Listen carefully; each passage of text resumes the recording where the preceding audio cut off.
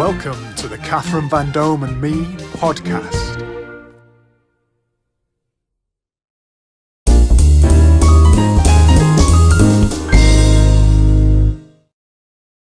Hashtag hosts and the HQFM quiz and bingo software are proud to sponsor the Catherine Vandome and Me podcast. With HQFM quiz and bingo software, you can use this interactive quiz software at any venue. All you need is an internet connection.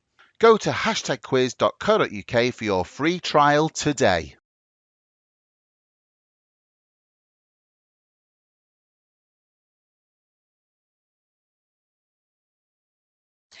Hello and welcome to Catherine Vandome and Me, and today I'm joined by a very talented guest who is a singer, actor and stand-up comedian, and we have both worked at the Cliffs Hotel in Blackpool. It gives me great pleasure to introduce this incredible voice that is David Wainwright. Hello David, how are you? Good morning, Cathy. How are you? I'm very good, thank you. So it's a pleasure to have you on today, David, and we seem to have quite a lot of paths that have crossed in our careers, which is really, really interesting, and one of the reasons that I've invited you onto today's show, because I want you to share with us and celebrate your career, and you're going to celebrate your career, and you're going to hopefully share with us some wisdom and insight into what it's been like living as a stand-up comedian, singer and actor. So first of all, are you sitting comfortably? I'm very comfortable, thank you. Very warm, but very comfortable. That's great. And whereabouts are you, David? I'm in Blackpool at Stage Door Apartments, which is our business. And I've come upstairs because my dog doesn't like me talking to other people on the phone. So I've come to the spare room. And if any of my tenants ever moan that it's too cold in here, I'm going to strangle them because it's absolutely roasting up here. A lot warmer than it is in where I live downstairs. So yes, I can't promise you any insight as such, but I can promise you what it's like to live in my head for 50 years. Well, I think we're all living in our own heads, aren't we? And what's great is I love your backdrop behind you there. Really exciting backdrop. And what is that about behind you? That photograph, the picture behind the yellow. Well, it's just one of the themed rooms that we have, and it's the Blackpool seaside, donkeys, etc., shells, and we're very, very straightforward. And it's just a spare room. Nobody lives in this room, you see. It's just if we have guests.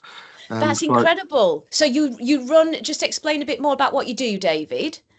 Well, it's just something as a family we took over in 2010 called Stage Door Apartments. And originally the idea was to take in other entertainers or sound technicians or dancers. And we've been full since 2010. A few people have gone, but many have come. And most people have been here over 10 years now. So we must be doing... I tell you what I'm doing right. I've never put the rent up. That's what I'm doing right or wrong. Originally, it was... my mum's plan, but we lost mum in 2021. But it was mum's vision to. So me and my brother would always have a roof over our head. And my brother subsequently moved back to Staffordshire now, and I'm left with it like an albatross around my neck, to be honest with you. But that was the vision, that we'd never be. We'd always have a roof over our head. Eventually. So I'm the only one still here out of all the family. It was a big family consortium, but I'm the only one living on the premises now. So that's fantastic. And what's it called again, David? Stage Door Apartments. And I love that. I mean, that really does. Yeah, that's fantastic. Stage Door Apartments. So what you're saying is traveling people that are doing productions on tour, for example, they've got the opportunity to come and stay in the room that it's so beautifully decorated where you are. Not really, because we've never got any vacancies anymore. Really? So I don't use it for that. People stay and just keep coming back, and it's easier that way. Yes. You don't have to wash bed in that way. Over that way, But that's great, and what a lovely mum to have been so generous in creating Stage Door Apartments. That's really kind of her to do that. And so as an entertainer yourself, if you can just briefly give a brief synopsis. So you've got stand-up comedy, you've got acting, and you've got singing. Just give us a little brief, David, about the essence of you, and then we're going to go back to your childhood, if we may, and start your life path. So just a little bit of kind of the Okay. things you've done. Here we go. Well, you just described me perfectly there. Jack of all trades, master of none, basically. Not at But all. I always fell into things. I started off as a comedy impressionist.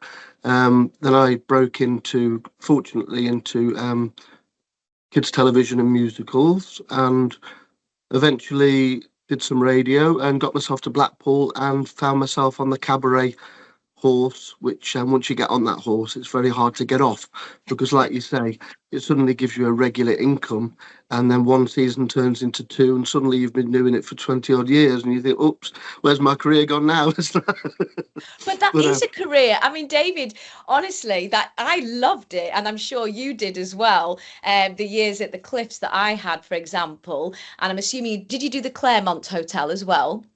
the Cliffs, the Viking in Claremont in Yeah. Blackpool, I did for about 7 seasons consecutively. But Wow. I'm sure the thing is, if you're going to do Blackpool, I always said, because it was very hard when I first moved here in 2004 to get in Blackpool, because it's a very passe closed shop, as they say. But I always think if you're good, you will get work. But to work the Cliffs, the Claremont, the Viking, the Lindy, and those kind of places, if you're going to work Blackpool, you want to be working those kind of venues, really, ideally, which I was lucky enough to do, to work those venues for many, many, many years. So. Wow. And did you work internationally as well? Did you travel around the world at all, or was it more so potentially, in the Northwest? It'll probably come on later in the story why I didn't. Okay. I'm the only one out of all my friends that have never done the ships, and I'll just say in this instance that the opportunity never came my way. But Oh, with a bit more hard graft and willing from me, it probably would have done. But right. So it's all my own doing that. well, again, it's life. Things happen, and we make choices, and we look back. But it's a case of not looking back with sadness, but joy, because I've seen a lot of your showcase work. And at the end of today, I really hope that you can share with us your Les Miserables song, because my goodness, you have a powerful pipes there. And I want to, as I say, take you back to where it all began, David. So first and foremost, where were you born? And can you tell us a little bit about your parents? I can. Um, I will say one thing before I start this. I am nothing. One thing I am is very, very honest. I cannot lie. I cannot bend the truth. So if I do say things that are a bit personal or factual, it's Yes. because I can only be that way. Good. I was born on the 26th of September in 1974 at Groundslow Hospital in Stone, near Stoke-on-Trent. Oh, I was 6 weeks or 5 weeks premature, so I was only 2.5 pounds in weight when I was born. So I was a little fighter. I'm a big fighter. But wow. I didn't come out of hospital for a long, long time. And then as soon as I came out, sickly the child I got meningitis, so I was red lighted back to hospital, and they basically said I wasn't going to make the night. And And I how don't old would remember you this. be, David? How old would you be with Um, meningitis? I was about 1 year of age by that point, but I'd spent a long time in hospital already by that point. But basically, that was really the only. After that, I bounced back and I was fine. And the only thing I had to do as a kid was go to annual checkups to check Yeah. on stuff. I think for about 4 years, 5 years, and then I never thought about it again, really. So that's where I was born. We grew up in a town near Stoke-on-Trent, about 40 minutes away, called Rugeley, which is our hometown, which is where all my family came from and where I lived until I moved away. It's where my brother and my father still live now, Yeah. where where I still call home. My dad was called Ian.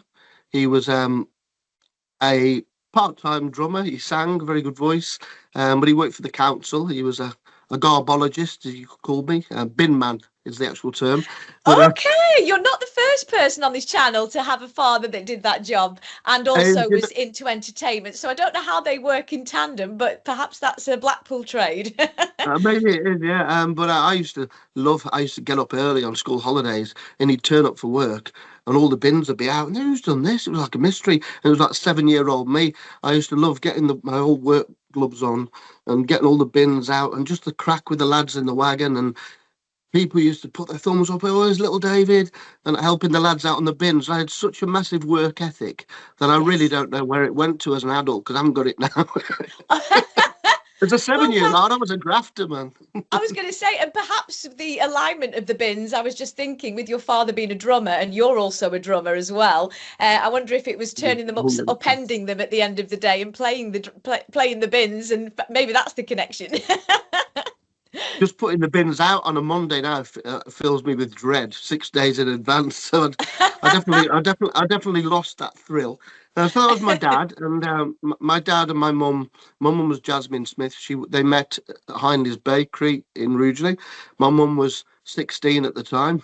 My dad was pervert. No, he was 21, 5 years older. 21. But That's how it was, David. Though that's how it was. Yeah, yeah. Well, my dad wasn't daft, because my mum had just been crowned Miss Brayton. She was a very, very stunning looking girl, which my dad always reminds me of. Remember, your mum was Miss Brayton. Then I have to remind him there was only ever 5 women in Britain. That's very good. So they got married, and people always say, "Oh, did you go to your mum and dad's wedding?" I said, "Of course I didn't go to my mum and dad's wedding. I was just a baby in arms." So I wasn't. But I was growing at that time of their wedding. Okay. Yes. Yes. In 1974, and they stayed together till they were 7. Sorry, till I was 7. Yes. And so I think, yeah, 1981, 82, they split up. So you were up to age 7.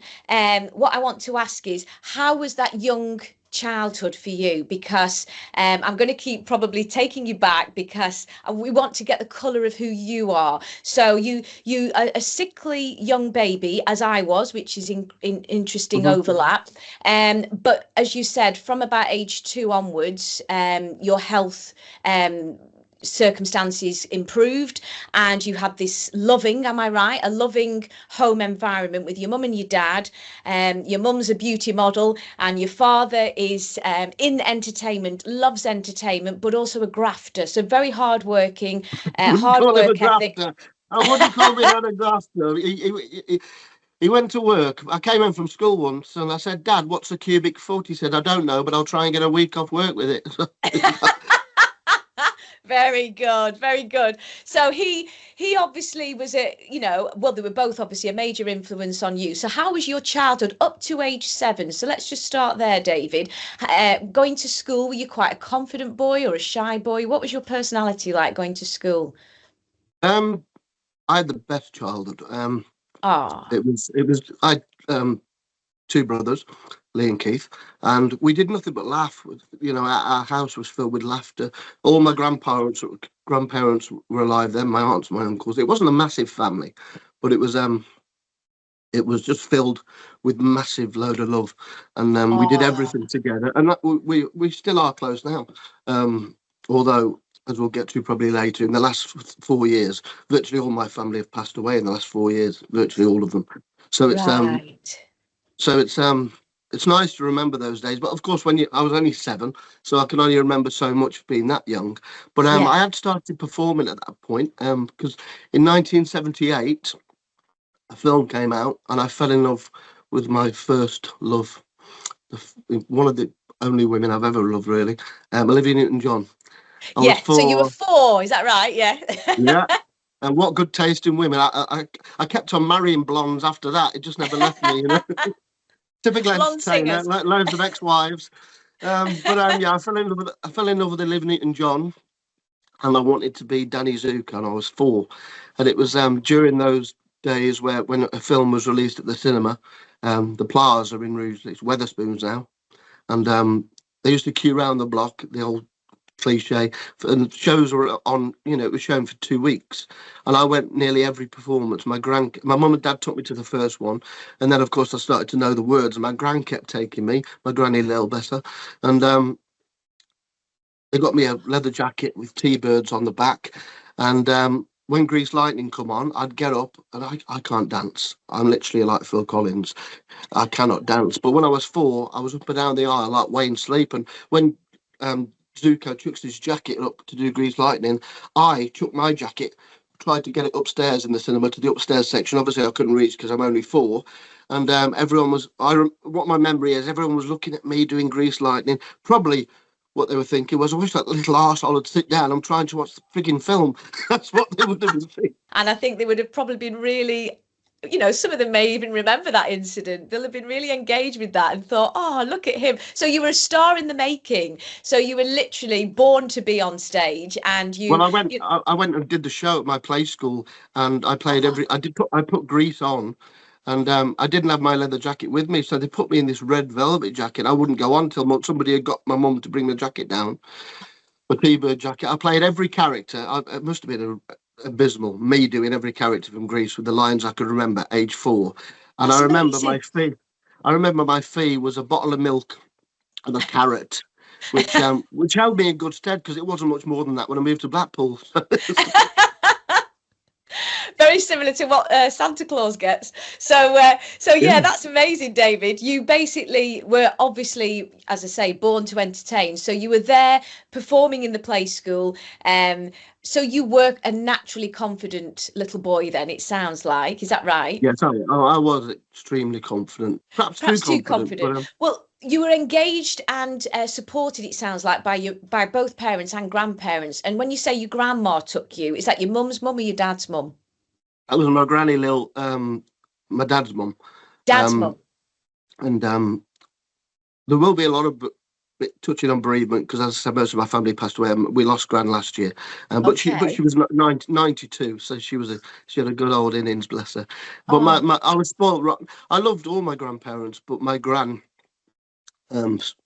basically spoiled me rotten, and I think you always go towards the one who spoils you rotten, perhaps more than the other. Absolutely. The one that you really resonate and connect with. And I don't think I've tried to fathom this as well, because my nana was also called Lily. I don't know if yours was Lil or Lily. So Elizabeth, but Lily, mine was Lily. And she was my special connection.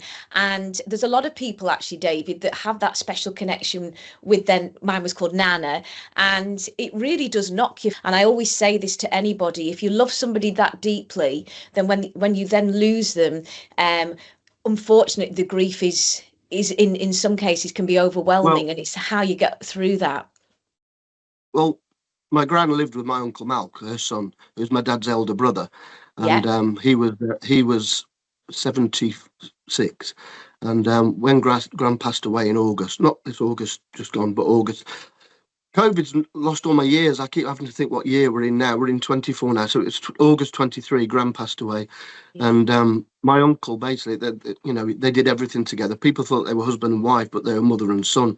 It was almost like a sitcom. It was like being in a sitcom in their house. It was so funny, naturally funny, not gags, just natural humour, working class West Midland humour, But when Gran passed away, even though he knew it was coming, he just became a different person. He was reserved. He was always complaining about illnesses, and we just thought he was being a hypochondriac.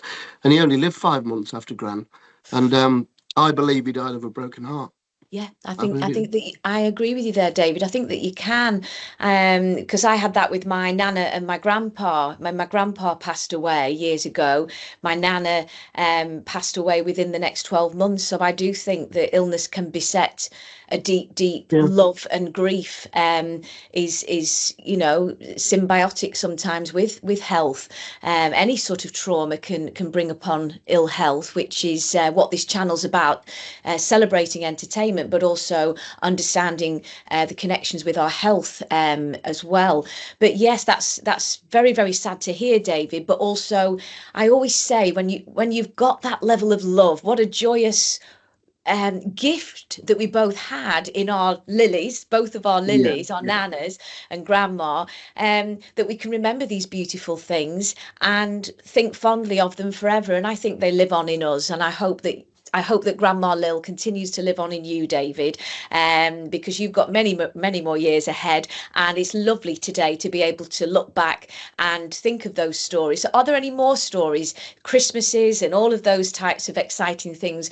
This is under the age of 7. Any more stories that you can remember fondly, as well as the Grease lightning moment? When you were little, you all worked together, you all had a good laugh together, and I remember Christmases in particular. Christmases to me were a highlight in my family, and we didn't have much money, and that was why it was so much fun, because we often had like a rocking horse that would go from a best friend's house to our house, back to them, with each birth of another child. And we'd have to all pretend we'd never seen it before. So things like that, I think, is funny when you're brought up without a lot of money. And I've always had that flair. I've never sort of chased money. I've always chased love and kindness, I hope, and compassion for others. And I think that's I think you're quite similar to that, David. I think it's important that you don't need a lot to be happy. And it sounds like love and laughter. That's all you need. That's all you need, isn't it? And Christmas. My Christmas memory, the main one, is me and my brothers. Obviously, I was the eldest.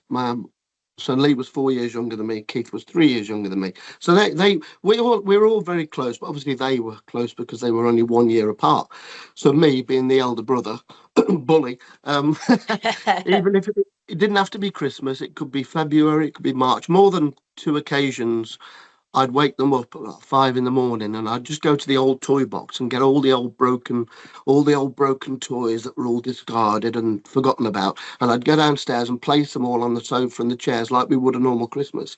And I'd wake them up and say, "Come on, wake up, it's Christmas." And they'd get up all excited, all wide-eyed. I'd say, "Get them down the stairs." And then they'd go in, and their little faces would drop when they see all these shit broken toys. And I go, "Ha, got you, got you." And it's horrible. It was hilarious at the time, but I think, how rotten is that? But also very funny. So how old would you be doing that, David? Well, we were still at our first house, so I would have been about 8. So Lee would have been 4, Keith would have been 3. But it sounds to me like you wanted. It sounds to me, David, like you wanted Christmas every single day. So we used to play hide and seek, and I'd say, right then, you two go and hide, and I'll come and find you. And they used to love it if they could hide, and then I'd go and let them hide, and then I'd just go and put what I wanted on the telly, make a snack, and they'd be left up there for about an hour. I was going to say, I knew that was coming. That is rotten. But hide and seek, I mean, these are lost games today, aren't they, David? When we look at the children today, lost with iPhones and technological advancements, we're losing this camaraderie and connection and community, aren't we? I'm sure you would agree. I mean, there's great things like today's interview using the technological advancements, but we're losing that sense of community in our families, where you didn't have hardly anything. You had a few broken toys, and you were lucky if you had I didn't grow up in Dickens times. I had a BMX and a telly and everything, you know. I was going to say, well, we were very blessed. We had a Betamax recording system, which at the time was advanced of the VHS. So because my father worked in media, I didn't know how great that was, obviously, as a little child. But we were always being videoed and had microphones right from babies. So we've even got a TDK tape of me speaking into a mic like as a tiny baby. So when I say born on stage, you, I think, were in a similar sort of vein, and you were obviously entertaining your siblings and acting daft and doing all the things that children do, and that's really good. So you had a vibrant personality, you were taking charge, and could it be that when you were doing this age 8, do you think some of this was affected by the fact that your father, did you say your father left when you were 7? If you just want to share a little bit about that, David. Yeah, it was just a marriage breakup. I'm sure my dad will watch this. He's on Facebook. He's quite savvy. He won't mind me saying that, you know, my mum met someone else and they split up, and then within a couple of years my dad had met someone else. My mum got married again, my dad got married again, and right until losing mum, obviously they weren't together, but my dad had lost his partner, my mum had split with her partner, so my mum and dad used to go out together to watch shows and go on even holidays together, you know. So it was That's All lovely. came So around this, nice, you know. I was just going to say, so they still retain that love and kindness for each other, but both went in different directions for their own personal reasons. Yeah. But how did that directly affect you, David? Well, I would say it didn't really, because I was always in touch with my dad. We used to see my dad on Saturdays, and he took me to the pub, and we would share a big bottle of pop and some crisps. And I think that's where I got my love for pubs from, Dad. So thanks for that. And but no, Oh, we kept seeing my dad, obviously. So I never lost touch. So I never felt bothered by it. But I did, if I have to remind myself of this, I had a bit of a breakdown. I pulled all my hair out, and I had a big, massive bald patch in the top of my head. And at school, kids being as they are, bastard, used to call me Friar Tuck, which I loved that. I did when they called me that. And oh. When you so say, so you were actually, just to explain that a bit more clearly, would this be about age 8 that this was happening?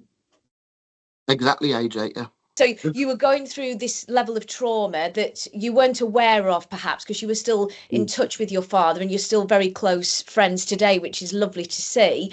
But what you're saying is, unconsciously, you then started to pull your hair out, just Mhm. as a sort of self-harming type thing. And how did you find out that that was something that you were doing? Did somebody point this out? Yeah, they did, and it just got progressively worse. And Oh, obviously, I was very vain as a child. Even at school, my nickname was Poser, you know. So I didn't like having a big bald patch. And I had, I wouldn't say you didn't have therapy when you were a kid then, you probably do now, but I went to the doctors, the same yeah. doctor that treated everything from Oh, ingrown yeah, I toenails agree. to, you know, it just, Doctor knows I, everything. yeah, I don't know what they prescribed for me, but it just stopped. I think I just grew out of it. And obviously, the Friar Tuck thing hit me hard. Yeah. But when you get that as a kid at school, you learn how to, you know, it's fight or flight at school, isn't it? You know, and I was never bullied because I was always in the football team, I was always in the drama groups, I always knew the right people. And there's that misconception, you know, that if you're being a bit bullied for being called Friar Tuck at school, you'd use comedy as a defence mechanism. But Yes. I don't agree that if you're getting your head kicked in, you go, oh, two nuns in a battle, we'll leave them alone. It doesn't work like that. Still get That's thumped, very, you know. that's very perceptive, David. Yeah, I've never thought like that. I did. I use comedy as deflection, and I think a lot of comedians do. But I also agree with you in the actual trauma situation, whatever that may be. Obviously, you're not using comedy, but potentially a lot of comedians have had, and this we all know, traumatic circumstances, or they don't feel that either they don't feel loved or they don't love themselves enough, and that can often be the case. So you become the jester and you learn to ridicule yourself. That's how because I was a comedian as well, and that's how I dealt with my circumstance. And then what you do is, as you're quite eloquently doing today, is you turn negative situations when you are a comic into humorous events. And then if you can make fun of yourself, well, I always felt it was, if I could quickly make fun of me, well, then I'm getting in there quicker than somebody else doing it. Would you agree? Exactly that. Yeah. I mean, I mean, I'm only very little. My brother is. I think my brother's average 5'9.5", something like that. My late brother Keith, who was 5 years younger than me, he was 17 when he passed. I sound like the Grim Reaper here, don't I? But he was only 17 when he passed. But he was 6'2" when he passed away. So Wow. you know what I said about my mum meeting someone else? It's not true. It's not true. It's just a Oh, I rumor, see. Sam. Just a rumour. No, Don't come for me. joking, father. Just for joking, father. But he say he was 6'2", age 17. So basically, my point is, I'm about 5'6" on my CV, which means I'm probably 5'5.5". Yeah. And but I don't care now. I'm 50. I'm only going to shrink. I ain't going to get taller. And so I used to make jokes about my height and say, you know, oh, you're a stand-up comedian, and I'd say, yeah, but well. I have to convince people I'm standing up. Well, all them little things, so they don't take the piss out of me first. You know, get in there first, or you know, That's what oh, I I was had a small meaning. part or whatever. Yeah, exactly that, David. And I say this in my book, The Truth About Me, because I also am petite, and I was extremely short walking into high school, far shorter than yourself. But I do also think, because like you, I mean, I was 5 pounds as a baby, and a fast breech birth, but and also like you, I mean, at the end of the day, there has to be some. I think there may be some sort of connection there between height, who knows, and being such a little £5, tot. I'd have called you. I'd have been calling you Big Bertha at £5. I know, and I've always been told, my gosh, £5 is really, really tiny. So hearing your story, but then you've got the what's his name, the fighter that's huge, who was only £1. Can you remember? What's his name? Right, Famous. Tyson Fury. Yeah. Yeah, Tyson Fury. Yeah. He was only £1. So my theory doesn't Mm, really work there. That if you're, mm. early birth, breech birth, or anything I like was that. laughing before. I was laughing before when you said jester, because I played Jester in pantomime, Joey the Jester, and Okay. and that was in Snow White. And when I got the part of the Jester, I remember saying to my friends, "Oh, I'm doing pantomime Snow White," and they were, "Which one are you?" Oh, here we go. Well, I was the Jester, so always playing the Jester. I got to play Yeah. the Jester. Yes. So Well, that's the great thing, David, about going through, not just going through traumas, which you may share later, but not just that, but also being able to take the mickey out of yourself. And once you can do that, which is really the strength of a stand-up comic, that is their job. If they can actually make fun of themselves, then they win, because everybody, we all wear a mask. Like you say, we go to the pub or wherever our social connections are, and the court jester, us, is the one that will try very hard, often, to keep the mask in place. I'm okay, everything's fine, I'm going to keep joking and acting daft. And I've discussed this with other people as well, until eventually that mask starts to melt and you have to then face things, which usually comes slightly later in life. But would you agree with that, that sometimes you're holding it all together, and as long as you can make people laugh and fast fire those jokes, you're not really consciously accepting perhaps some of the insults totally, yeah. and traumas that have occurred in your life? Would you agree with that, David? I totally agree with that. Yeah, you're spot on. And so for you personally, take us through now, your circumstances leading up, in your childhood in entertainment. What got you into that? Obviously, we've heard a little bit about your young years. Mhm. We're now going to sort of high school years. Did you do drama? Was drama available? And where did you go to high school, David? Fair Oak School, which is now the Hart School, where my beloved nephew goes to, Max Taylor, just turned into a teenager now, and he's going to be tall. I've not seen him since February, and I was just a little bit taller, but I've seen pictures of him, and I think he's going to dwarf me at Christmas when I see him. So yeah, Fair Oak School is where I went, and yeah, I was in the school plays. But what did it for me is there used to be an annual Christmas party, and I surprised everybody. Because I hadn't told anybody that I did impressions, and I did my own show of all these impressions because Copycats was on TV. So I was fascinated by Gary Wilmot, Bobby Davro, and all that kind of stuff. And I wasn't a very good impressionist, but I had a big back catalogue of voices. And my technique, it wasn't a technique, it was a cheat really. Rather than study the actual person, whether it be Margaret Thatcher or Lloyd Grossman or Zippy or George or Victor Meldrew, whoever it might be, I actually did an impression of an impressionist doing the impression. So mine was an extended caricature, which was a So bit of a yours would be cheat. like But Gary Wilmot or something, yeah? well, I was doing an impression of Gary Wilmot doing Norman Yeah, Wisdom kind of thing. that's what But I mean. I was only 12, so shoot me, that was my way of doing it, and it got me on stage. And the old people at the party, the old people's party as we used to call it, just loved me, and I did it every year until I left 5 years, and so that gave me confidence. So what happened then in 1988? We used to go on holidays to holiday parks. It was Ladbrokes at the time, and me and my brother formed a duo. I was 14, my brother would have been 10, and the premise of the act was, the beauty was its simplicity. It was old-fashioned double act. Lee would come on and sing the song "Hands Up, Baby, Hands Up," and he'd get into just about to start into the second verse, and I'd come on and do a voice, whoever it may be, and do my gags in the voice. And he said, "Will you bugger off now? Hands up, baby, hands up." I'd come on as a Del Boy, hands up. Then I'd come on and do step taunts, and then I'd come on to do Jason Donovan or whatever. And then at the end, after all this, my brother began getting more aerated, and frustrated. And bearing in mind, he's only 10, so he looked really cute. His hair all slicked back in a little cute shirt. And I was the cocky. I looked like Joey Boswell at the time. I was cocky, 14, proper knew it all, three-piece suit. I was proper cocky, but he was dead cute and dead small.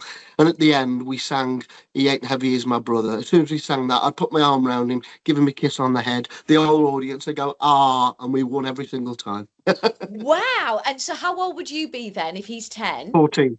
14. So we won the talking grand final, and we won all the competitions. And what you get with a competition of that nature is you get a free holiday. So my parents were like, "Get in that bloody talent competition, will you? We'll get another free holiday." We'd go in again and win another free holiday, and on it went and went and went.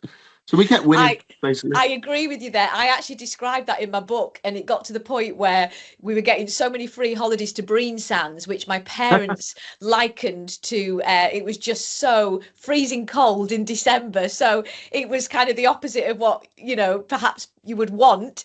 But eventually, they started applauding other children. Some of these holiday parks, some of these old-fashioned ones, I did a season on the Isle of Wight, and it was like Colditz or the set of porridge. I don't know why people would call it a holiday. It was horrendous. Proper that old was the school, point, that you got these holidays and you went to meet the finalists, but in the cold chalets in that time of year, as horrendous. I say, it was part and parcel of all the fun of it, and it was so exciting. And I think that's lovely. Again, that's another backdrop that we both share. We were Pontin's children, and you were going to, where were you going to the holiday parks? Well, Ladbrokes, and then we did Pontin's, which the heats were at Prestatyn, which sadly went last year, didn't it? Yes. And then the grand final was at Barton Hall, which me and my brother Googled recently. It's turned into like one of these trendy Go8 adventure places now. But we won the grand final there. I remember because it was Bonfire Night in 1989. And that was the last time we performed together, simply because I was ready to go. I was 15 and I was ready to start going out professionally then. And my brother was a bit too young. So I had to not sack him. It was just a natural part of our ways. We got together years later to do stuff together, but I was about to leave school the next year, and I wasn't going to go to college or uni. I knew I was going straight on the circuit, at 16. David, that's amazing. That is absolutely amazing. I mean, that would have been my dream. So that's incredible that straight at 16, I ended up getting more and more going to do a degree and all of that studies. And I do feel like, as much as it's quite good in some respects, but you went straight into the profession that you love. And I wish I'd had that confidence and opportunity, perhaps, to even think about that, because it would be many years later before I could then start going on the circuit. So you were grafting, is what you're saying, in the entertainment world as a youngster, but you then just thought, right, this is where I'm going. And I'm assuming your parents supported that choice. Is that right? Well, I was still at school when I started. I got a manager, and did you? Hang on a sec. Wait, David. How did you get a manager at 16?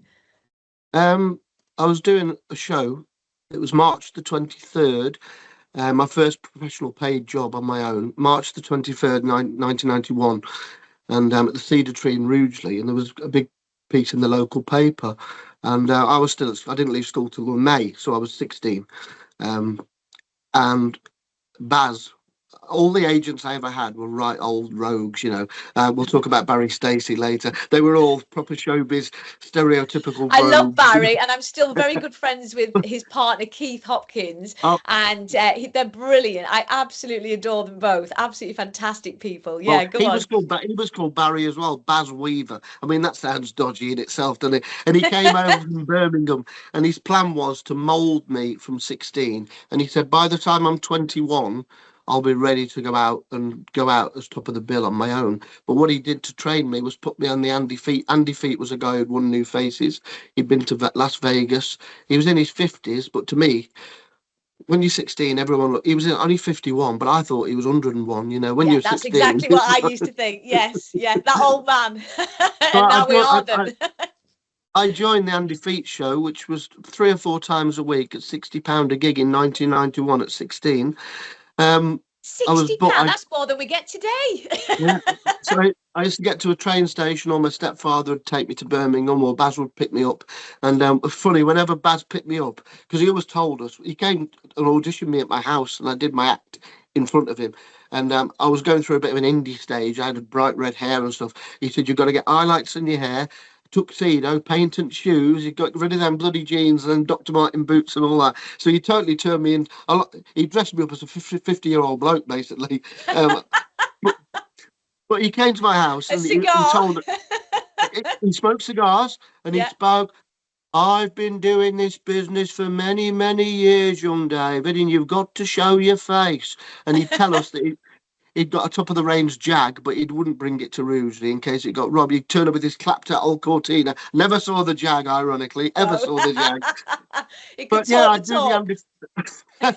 I'd do the Andy Feet show 4 nights a week, and I did that for a few years, some Christmas shows, and I remember one contract for 1991, so I was still 16, and there was quite a number of dates, but I only had to do 15 minutes in the show. That's all.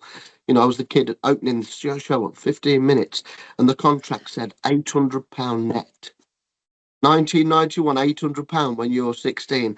Honestly, I thought it must have been like the equivalent of winning the lottery for me. You know, I couldn't believe I was going to see this much money. And it was amazing, really. And just rewinding slightly, David, because I'm sure we're all intrigued as to how you actually started. So I know you did the holiday camps, but did you then set up your own PA speakers and things like that? Like, just take us into that little bit just before you No, then got no, spotted. How did it start? I was always in full shows, so I didn't buy a PA system till I was um, about 27, 28, something like that. Because So all when the you say you places, started, you mean that somebody invited you, and where did that connection begin? I know you got an agent off the back of the gig, but how did the very first gig start, David? Does that make sense? So most people at 16 are going to college to train further and then drama school, but you went Mhm. straight as a little boy, straight onto the Well, circuit. Go on. yeah. Baz, I got Baz through another agent called Powerhouse Entertainments. They were a local agent, and they had an office.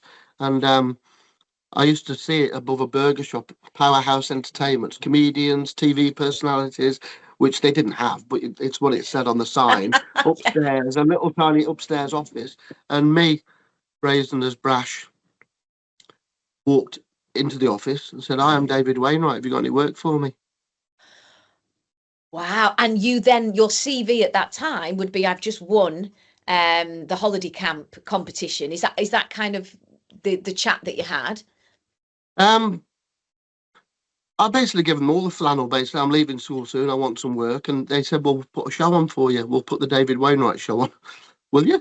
And they put a show on for me at the Cedar Tree, which is where the paper interviewed me, where Baz heard about it from. So they had So did faith you in me have and put a any, show on. but did you have any visual aid? Because obviously they're taking a chance. You could have, not been able to do what you can do. How did they actually see you live before they put you on, David? Or did they just say, go for it and let's watch you there?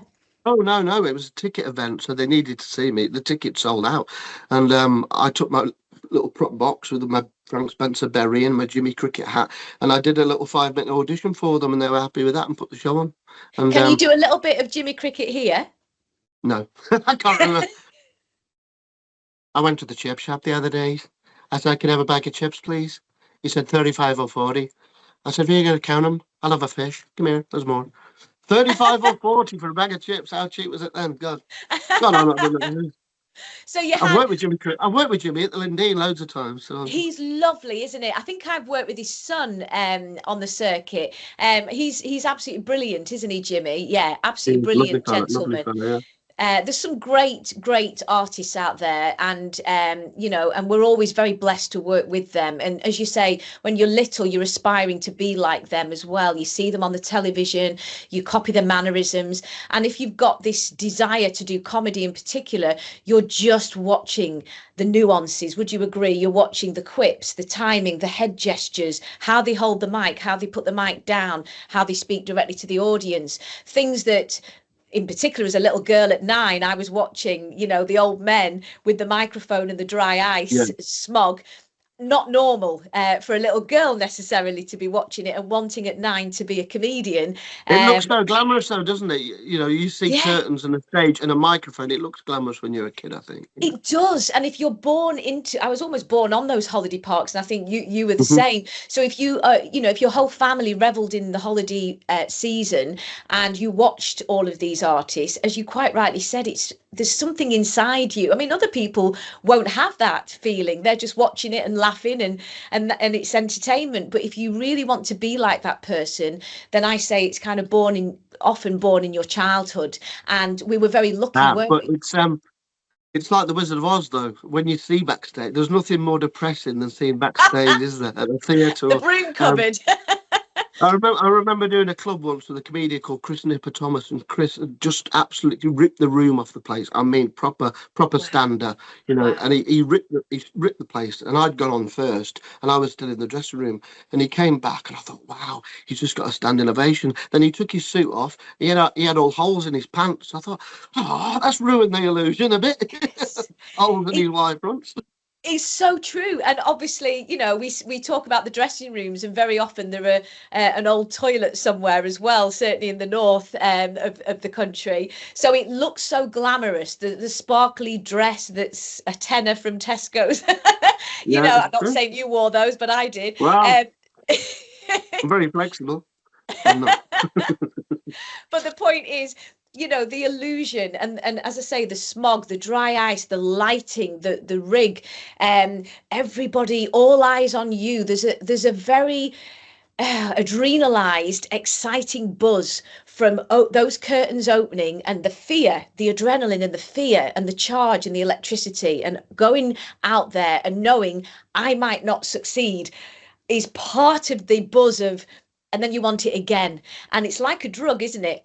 You absolutely, you get addicted to it. And you tell me how you feel when you're on that stage. Well, I think it's always healthy to have a little bit of nerves, because Yes. I'd be worried if I wasn't slightly nervous. But with big shows, theatres, etc., or big nice cabaret rooms, and if you knew the audience were going to listen, which if you work to older people, which I ended up doing in the end, and they're not going to give you much grief, and the nerves for me got the better of me. And I'm horrendous at showcases, performing in front of fellow acts or agents, Yes. and I really struggle. And I did an Anne George showcase once. Anne went on to manage me briefly, or worked me a lot. Certainly, I was on the Soul Agency basically.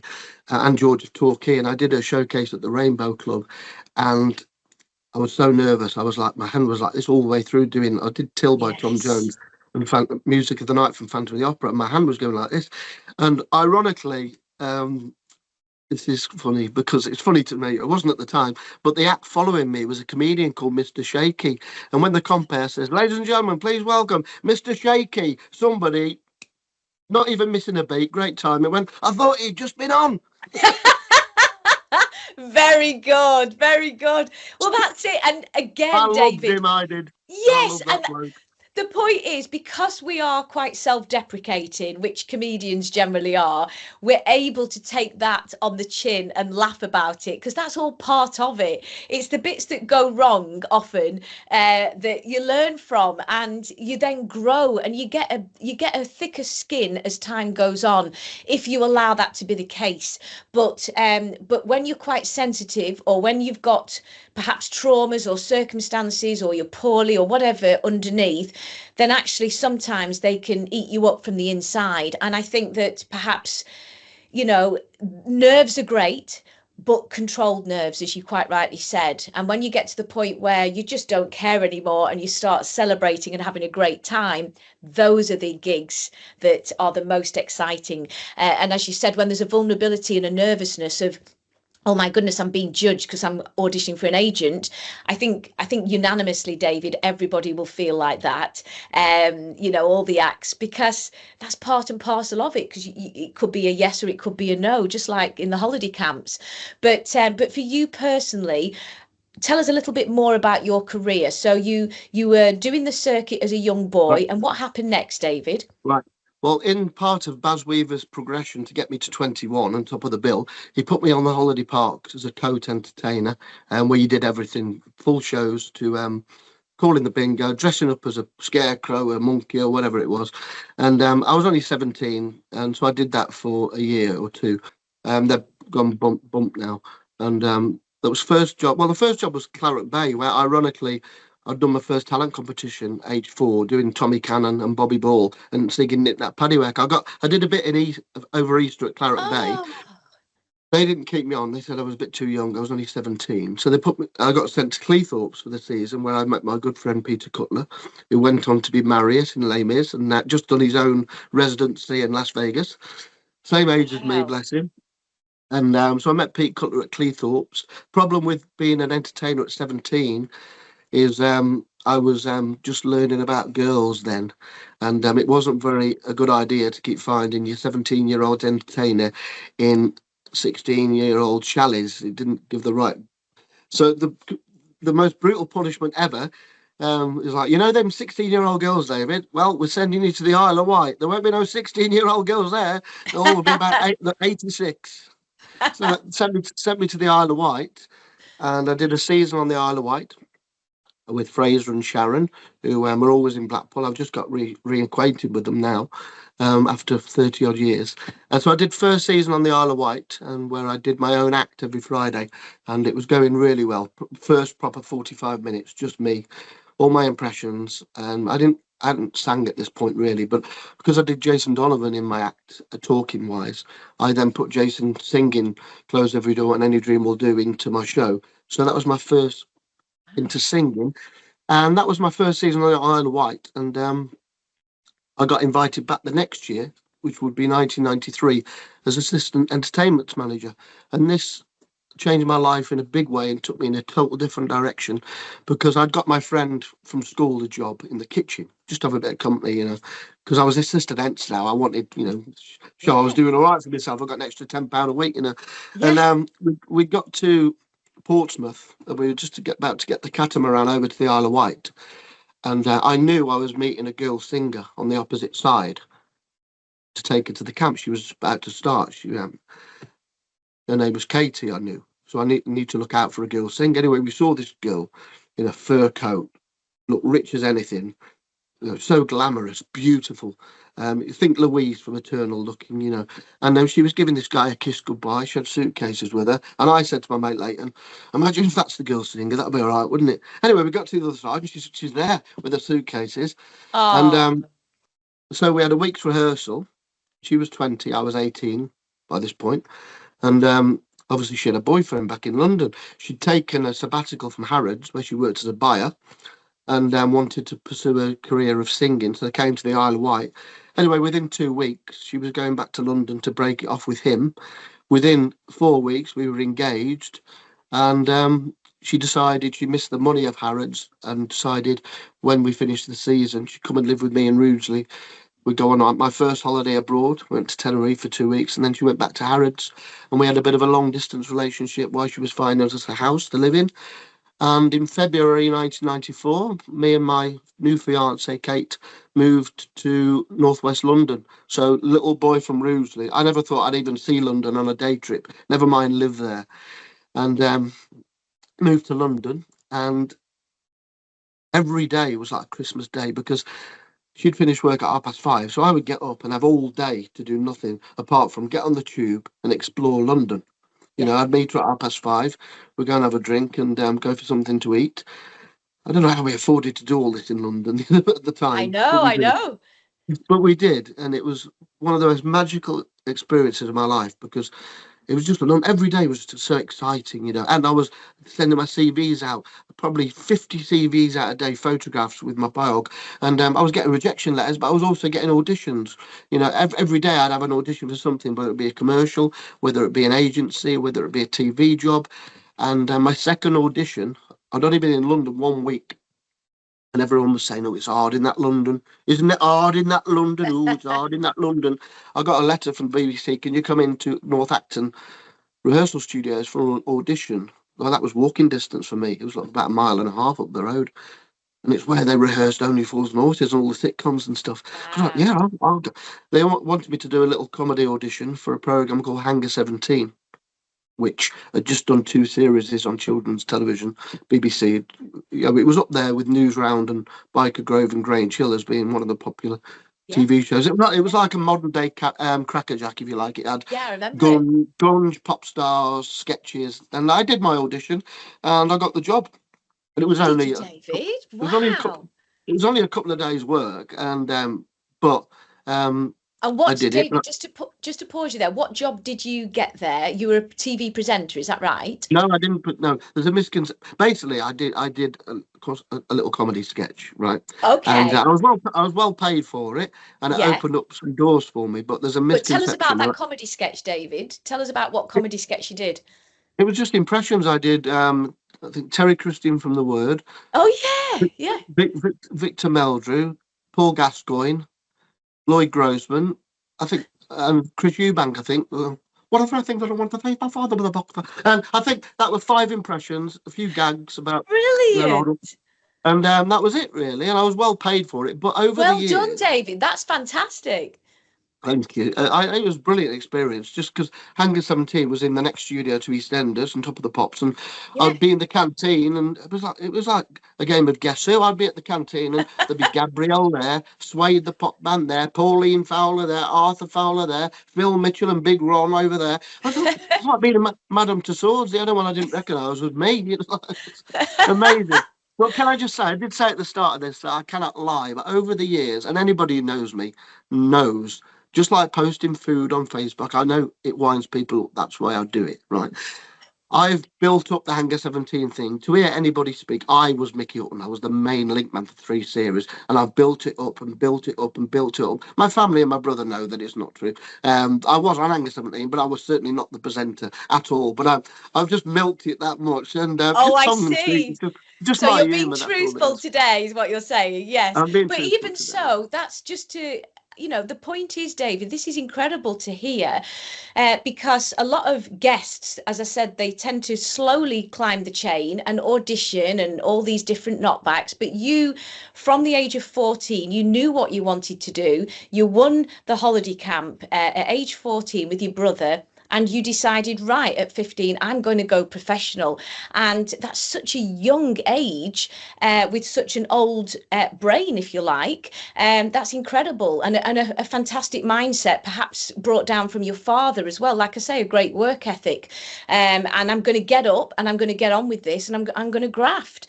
And I think that's fantastic. So you have created all of this career, and you are underselling your ability and your strength here, which is great, because what I want everybody to understand is that entertainment is not easy. It's absolutely, it's full of setbacks. It's up and it's down, it's highs and it's lows.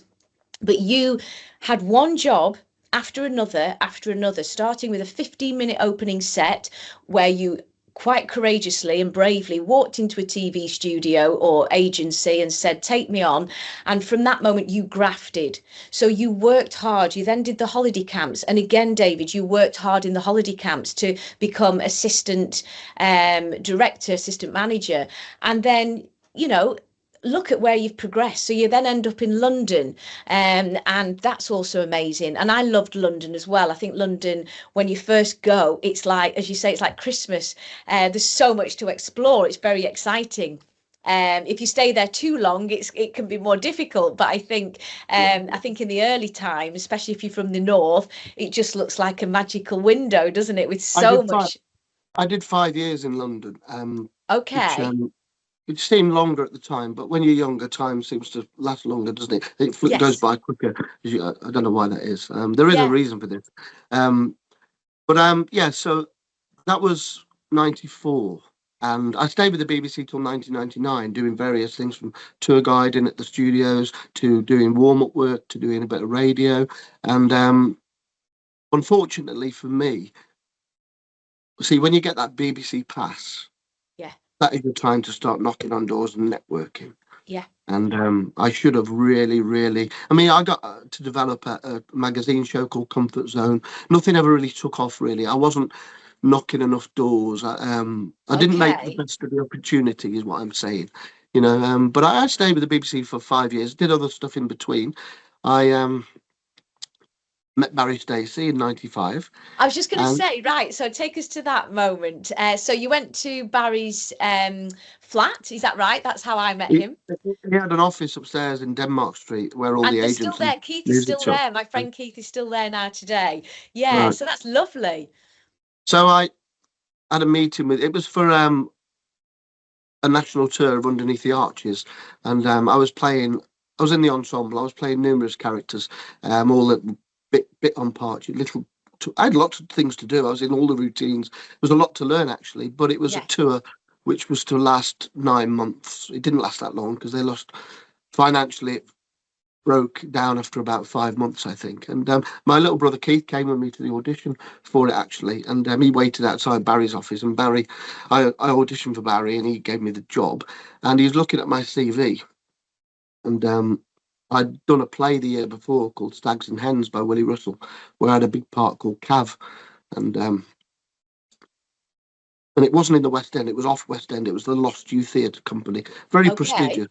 It was Yes. prestigious because Ray Fiennes is the patron, so it's got Yes. a lot of kudos. Lost Theatre Company. So Good.